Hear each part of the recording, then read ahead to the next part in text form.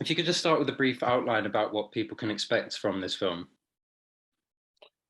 Well, I think Akila's Escape is certainly a an action sort of thriller that does a good job of escaping some typical tropes of the genre by raising some pertinent questions, and and by exploring the interior world of its protagonist. Yeah, it's an unusually contemplative film for a crime thriller, and it Yeah. fits quite well with your body of work, which has been quite socially conscious, whether it's in your poetry, music, or your screen performances. What is it about social activism in your work that makes you gravitate towards it? Well, I guess that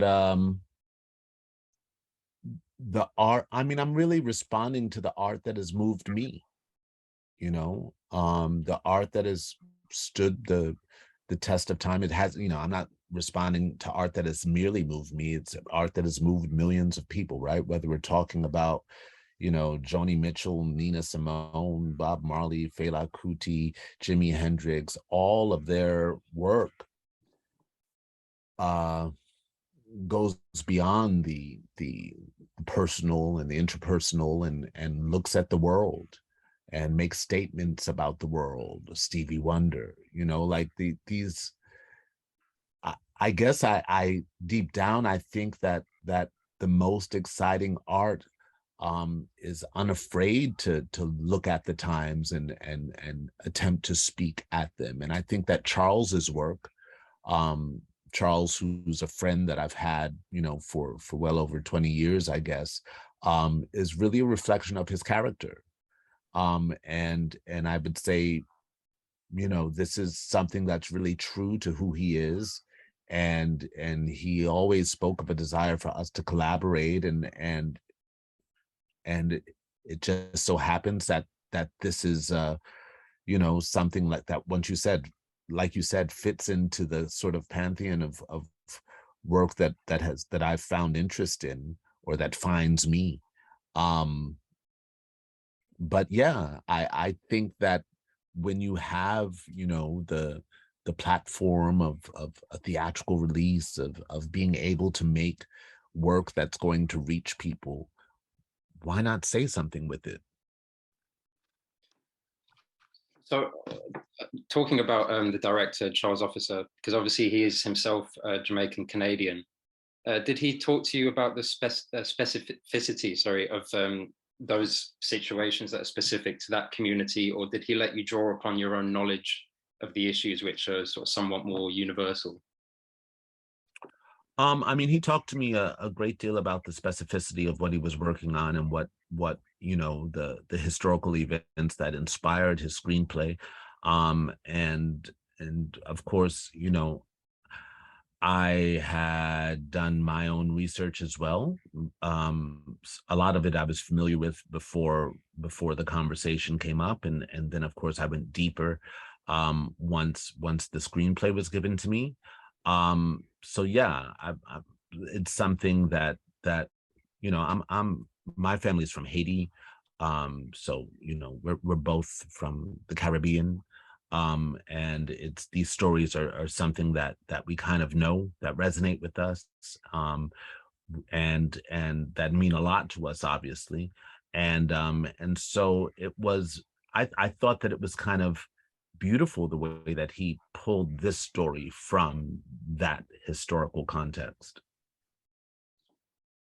So your performance at the center of it is very measured and reserved, partly because your character isn't the most vocal. I was wondering how difficult it was to get into the headspace of someone who's dealing with so much generational trauma without the aid of that much dialogue. Well, it made a lot of sense to me, in that very seldom do we, know necessarily the interior world of the people that we see or interact with. And on the other hand, the camera does such a great job of capturing interior world of actors when actors give it to it. You know, like if you have the opportunity to look into the eyes of an actor, they can carry something. That words do not have to be used to convey something. And so I took it as a sort of fun acting challenge, to be able to carry those worlds within me and trust that the, you know, the mannerisms and the camera itself would capture the work that I had done based on, you know, the direction that Charles had pointed me. As an actor, it's a beautiful challenge. Were there any reference points that you looked at when you were preparing for this role? In terms of other films, you mean? Yes. No. I mean, there may have been. We're a little removed from the process right now. It's been a few years. But off the top of my head, I can't think of something. I mean, there's always moments, there's always performances that that inspire. But I can't think of a particular thing that I saw that I was like this. Not off the bat. I can't think of it. I also wanted to ask you about the film's score, because I thought it was quite remarkable and one of the strongest things about the film, actually. Can you talk to me a little bit about the development of the score? Sure. In fact, you know, I had been in the process of collaborating with 3D Robert from Massive Attack before Charles approached me. Charles initially approached me as an actor, and we found a time to talk, and he eventually asked, well, what have you been working on? And I told him. And of course he was super excited, like, what, you working with who? Can I hear something?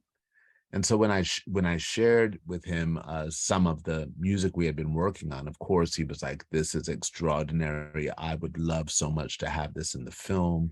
It seems to really, you know, it seems like something that would make a lot of sense, of course, because of, you know, Massive Attack's relationship to dub and all of this stuff.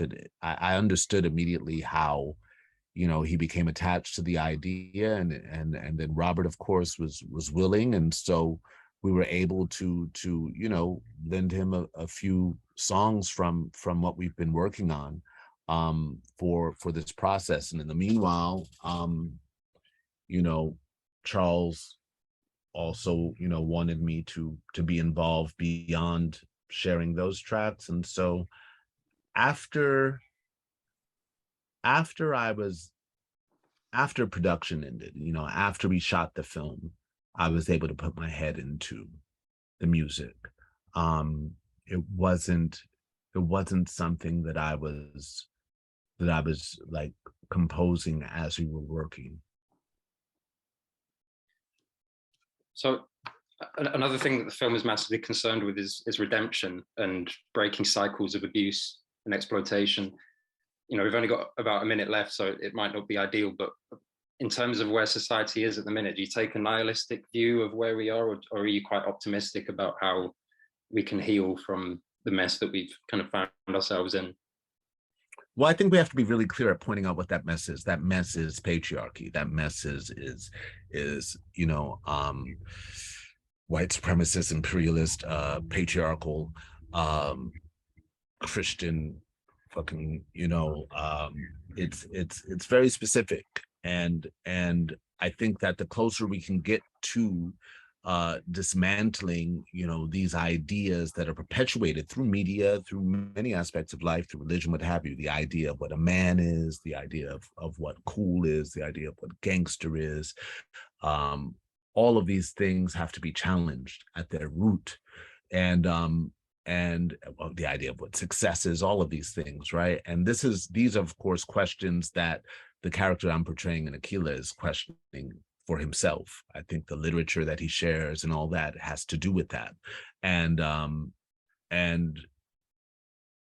what's beautiful, I think, about this film is that Charles is kind of transparently, raising those questions. It's not just the question when we talk about generational violence. It's not just the direct lineage of what Akilla and has gone through as a result of what his father exposed him to or what have you, but what has society prepared you for? What has society made you think about what type of person you want to be or should be, and is that really something that should remain unquestioned, or is that something that needs to be challenged? And I think as men, we have a lot of ways in which we have to challenge ourselves to get beyond what has been given and expected and imposed by the sort of the patriarchal regime of sort of